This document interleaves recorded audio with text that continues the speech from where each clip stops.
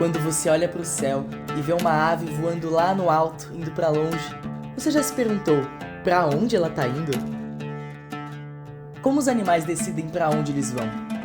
O que faz eles preferirem ou escolherem se movimentar para algum lugar e abandonar outro? Quais são os critérios que são decisivos para o animal se instalar em um local por anos e em outro local ficar por apenas alguns minutos?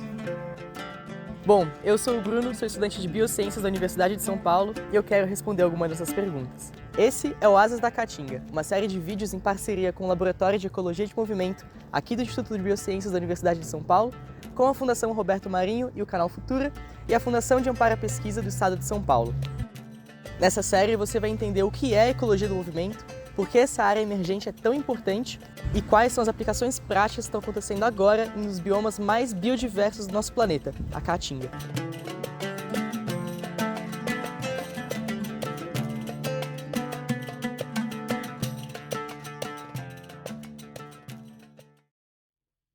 A ecologia do movimento é uma área de pesquisa que busca entender como o movimento está associado, na escala individual e populacional, à aquisição de recursos e sobrevivência dos animais.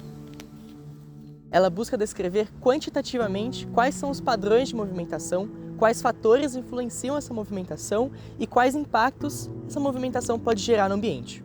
Por que se mover? Para onde se mover? E como se movimentar? Essas são algumas perguntas que a gente tenta responder. Os mecanismos de movimento são diversos entre as formas de vida.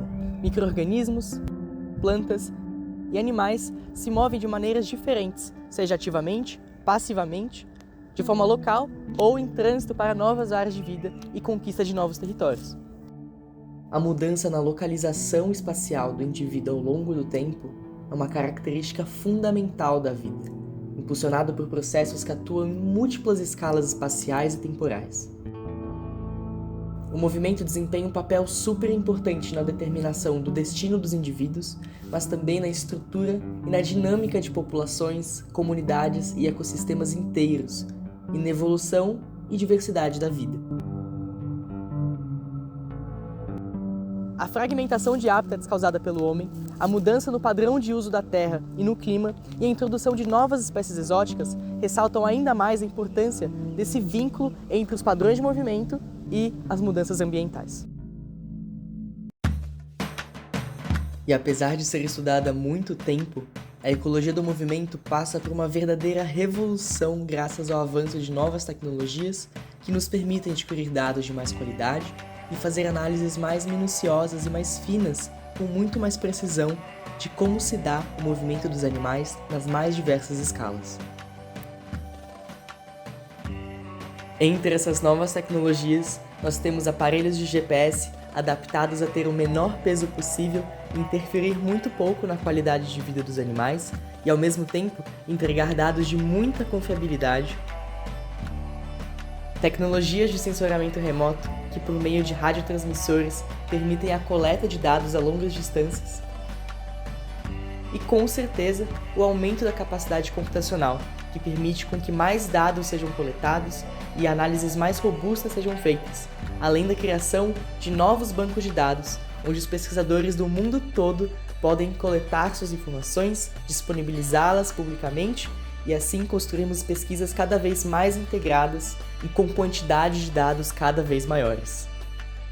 E nesse contexto surgiu o Ecomove, o Laboratório de Ecologia do Movimento do Instituto de Biociências da Universidade de São Paulo. A pesquisa do Laboratório de Ecologia do Movimento combina o estudo da ecologia animal, o comportamento e o movimento, como eles são moldados pelo ambiente e as suas aplicações para a conservação e resolução de conflitos entre humanos e a vida selvagem. O laboratório é coordenado pelo professor e pesquisador Francisco Veróes Denis e é composto por pesquisadores na graduação, pós-graduação e de pós-doutorado. Além disso, o laboratório conta com diversas colaborações, tanto no Brasil quanto fora dele. O Laboratório de Ecologia de Movimento do Instituto de Biociências da USP trabalha principalmente com as aves como organismo modelo, em especial com dois grupos extremamente importantes para a conservação da biodiversidade na Caatinga brasileira e com padrões de movimento muito interessantes: os urubus e a arara azul de Lear. A arara azul de Lear é uma espécie endêmica, ou seja, ela só acontece em uma região muito específica, em nenhum outro lugar do mundo. No caso, a caatinga baiana. Ela é considerada uma espécie ameaçada de extinção, com uma população muito reduzida, em torno de 2 mil indivíduos, e extremamente afetada pelo comércio ilegal de aves e pela destruição de habitat, que tem sido alterado e intensamente modificado nos últimos anos. Na Caatinga também existem 4 espécies de urubus que são importantes para nós. O urubu-rei, Sarcorampus papa, o urubu de cabeça preta, Coragyptus atratus, o urubu de cabeça vermelha, Cathartes aura, e o urubu de cabeça amarela, Cathartes burrovianus. Essas espécies de urubu são um modelo perfeito para a gente entender algumas questões relacionadas à ecologia fundamental de aves carniceiras obrigatórias, ou seja, que só se alimentam de carniças ou animais mortos, aos serviços ecossistêmicos que esse tipo de ave presta, aos conflitos com humanos e também o planejamento para a conservação da biodiversidade. Existem 2 conceitos que são muito importantes para compreendermos como se dá a mobilidade dos organismos: a área de vida e a distribuição de ocorrência. O tamanho da área de vida é influenciado pelas modificações nas condições ambientais, pela disponibilidade de recursos e pelo comportamento de um animal ao longo do ano. Por exemplo, durante o período reprodutivo, as espécies modificam a sua localização para aumentar as chances de encontrar um parceiro ou defender um território para a nidificação ou criação dos seus filhotes. A disponibilidade de recursos também é um fator importante. Quanto mais recursos numa certa localidade, menor costuma ser a área de vida. Afinal, o animal não precisa ir para longe para encontrar alimento se ele já está disponível ali nos arredores. Mas o contrário também acontece. Então, nas estações em que os recursos são mais escassos, as áreas de vida tendem a aumentar para maximizar a capacidade de forrageio dos animais. Já a OD, ou distribuição de ocorrência, descreve a probabilidade de que o animal vá utilizar uma determinada área no espaço. Como assim? Bom, quando calculamos a área de vida, ela demonstra a área potencial de uso daquela determinada espécie naquele espaço de amostragem. Porém, essa amostragem não reflete necessariamente o que o animal de fato vai utilizar. Pode ser que ele tenha preferências por um lugar que seja mais tranquilo e que ele possa descansar tranquilamente, ou uma área com uma vista melhor em que ele possa vigiar melhor os predadores, ou um outro ponto em que existam mais recursos e isso faz com que ele tenha uma preferência de uso daquele local. A distribuição de ocorrência é uma métrica que mostra para nós a intensidade de uso de uma certa área dentro da área de vida de um animal. E ela pode ser referida como a sua distribuição de utilização. E além dessa parte mais prática, né, de pegar e manejar o animal, é importante também a gente fazer o cadastro das tags no MoveBank, que é a base de dados aberta que a gente usa para colocar e conseguir visualizar esses dados também, acompanhar ele, e a partir daí tem sites para a gente fazer as nossas pesquisas. Então, isso aqui a gente chama de biologger, né? É um tag, é um aparelho multissensorial, então tem vários sensores dentro desse aparelho. E aí, a partir disso, a gente consegue tirar várias informações, como, por exemplo, GPS, acelerometria, a direção dele com relação ao norte magnético, né? Então, como se fosse uma bússola, além de várias outras medidas que estão acopladas na base de dados que a gente utiliza, que é o MoveBank. Então, a gente consegue pegar informações também territoriais, então, por exemplo, a altura que ele está, algumas características do relevo, topografia, coisas do tipo. E tudo isso gasta bateria, né? Claro. Então, a gente não quer que esses dados sejam obtidos por um curto período de tempo. Então, para a gente conseguir fazer com que isso se estenda, tem uma placa solar grande, e aí com isso permite que a bateria recarregue. Então, enquanto o animal estiver voando e isso daqui estiver descoberto, tiver acesso à luz, vai recarregando e aí consegue tirar informações em todo esse tempo. E é um aparelho que também é inteligente. Quando a carga está alta da bateria, ele entra num modo que a gente chama de super mode, que ele consegue pegar informações basicamente a todo segundo. Então, muitas informações dá uma análise precisa do comportamento de voo do animal. Então, é um estudo de outro espectro. E como que a gente acopla isso no animal, né? Em outros casos, por exemplo, em mamíferos grandes, normalmente pode ser utilizado coleira, o que acontece muito com onça. Em estudos com anta também é feita uma coleira, que aí fica o aparelho preso ali. A gente não pode fazer isso com as aves, porque isso vai atrapalhar muito o dia a dia delas e isso vai incomodar, vai tirar um pouco da naturalidade do comportamento, né? Então a gente usa esse método aqui, que é chamado de leg loop harness. É como se fosse uma tanga que passa nas duas pernas, passa por aqui e passa pela asa. Então no fim acaba ficando bem no meio das costas dela. O limite de peso para esse aparelho aqui é de no máximo 5% do peso do animal, o que é tranquilo no nosso caso já que esses aparelhos, contando tudo isso que é feito para acoplar no animal, pesa cerca de 45 gramas, o que é menos de 5% dos animais que a gente trabalha. Cada tagzinho desse tem um código, né, que a partir dele a gente consegue identificar, e aqui eles estão desativados. Ele é ativado a partir de um sensor magnético, que tem aqui do lado, ó, Magnet Trigger.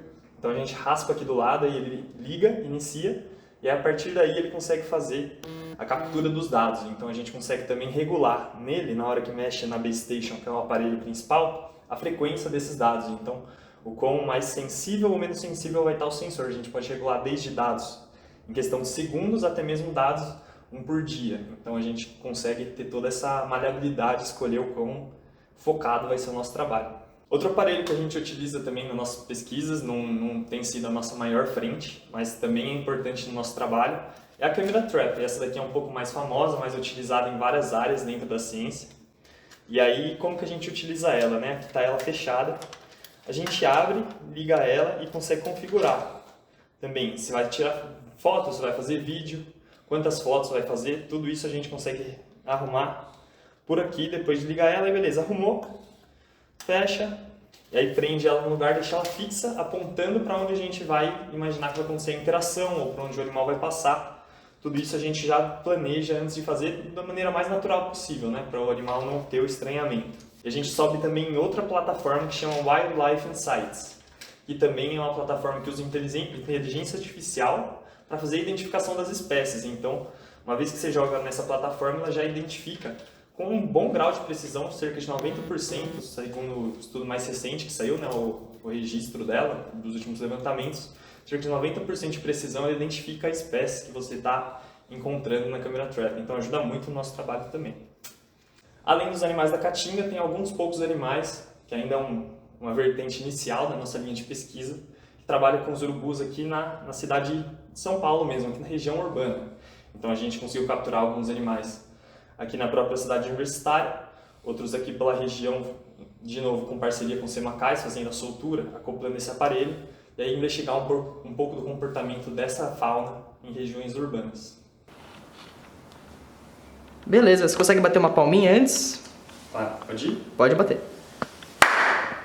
Fechou, então conta um pouquinho de você, o que você faz. Bom, primeiramente prazer, sou o Júlio, sou atualmente técnico de laboratório aqui do Laboratório de Ecologia do Movimento. Eu, tenho pouca experiência na área de educação ambiental, trabalho um pouco na extensão na faculdade, principalmente relacionado com essa parte de extensão, comunicação entre ciência e sociedade. Referente à pesquisa, eu trabalhei um tempo com ecologia marinha, trabalhando sempre na parte de conservação. E mais atualmente eu tenho trabalhado com ecologia de aves, também com dieta e agora com ecologia do movimento das aves aqui no laboratório. Bom, o que eu faço aqui? Basicamente sou responsável por organizar as coisas do laboratório. Eu sou uma espécie de faz-tudo, então o que precisa de ajuda eu estou ajudando, eu configuro as coisas para que aconteça bem no campo. Se alguém precisa de alguma ajuda em algum projeto, eu vou lá e dou uma força também. Então sou responsável por fazer com que os outros trabalhos funcionem bem. Isso vai desde a parte de configurar os aspectos técnicos, seja uma parte mais de informática, mais de análise de dados, ajeitar planilhas, tanto na parte manual mesmo, então deixar as coisas, a mala de campo pronta, organizar os materiais, fazer com que o campo flua bem. É isso. Massa.